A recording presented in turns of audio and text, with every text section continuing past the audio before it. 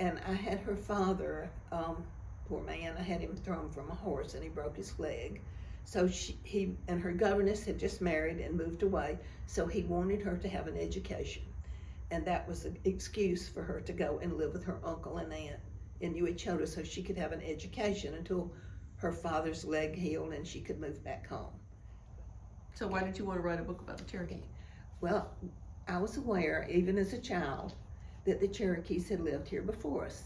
And once in a while, if we were lucky in the woods somewhere or on the farm, we could find arrowheads and we knew where they came from.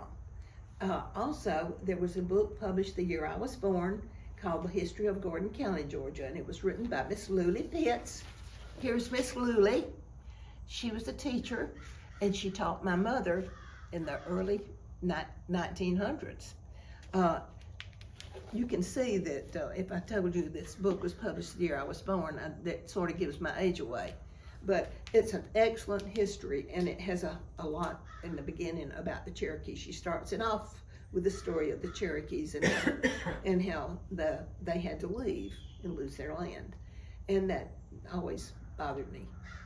And I used a lot of information that I borrowed here from the New Echota Library. And in fact, most of it came from there. What did you find that surprised you? Well, the fact that they owned I knew the Cherokees owned slaves, but during my research, I found out that the little slave children went to school with the Cherokee children, which did surprise me. I was surprised to learn that Sequoyah, who invented the Cherokee syllabary, didn't ever learn how to speak English.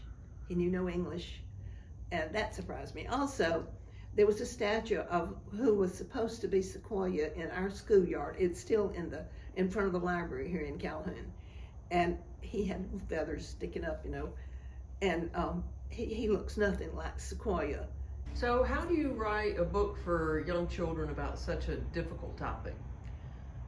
You have to put humor in it, and the little child who is the protagonist, she speaks her mind. She says what she's thinking. She's 11 years old, and which isn't surprising.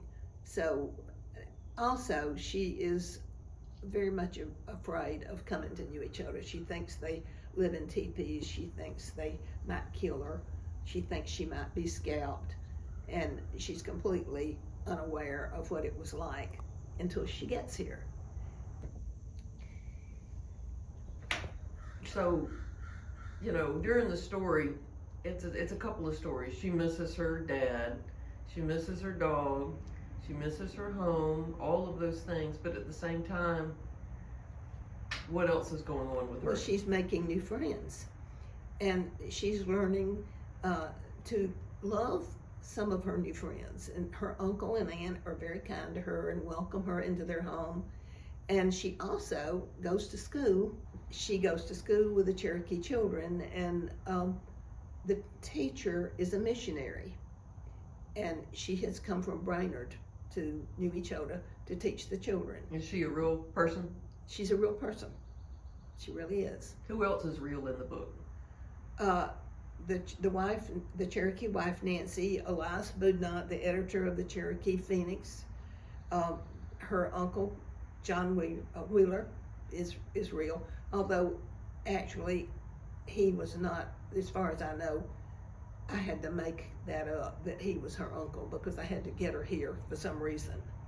But Miss Sawyer, the teacher, is real, and so are the people with whom she lived. The little girl, Callie, is not, but there could have been a Callie. I'm sure there were Callies. What did you discover about Cherokee culture while you were researching? A lot. I had to do a lot of research for this book because I knew they didn't live in teepees, and I knew they didn't wear feathers, but I found out that they lived very much like the white people did. They lived in homes, wooden houses. Some of them lived in brick houses. Much like the white people, they cooked the same way. They grew some of the same crops. They had orchards, and had their corn probably ground at the mill most of the time. they raised cattle. They had horses. They used horses, and so their lifestyle was not that much different from the way the white pioneers lived. The rural histories of the Cherokee. What was going on in the United States at that time with regard to the Cherokee? Well, the Supreme Court had ruled in favor of the Cherokees that they should hold on to their land.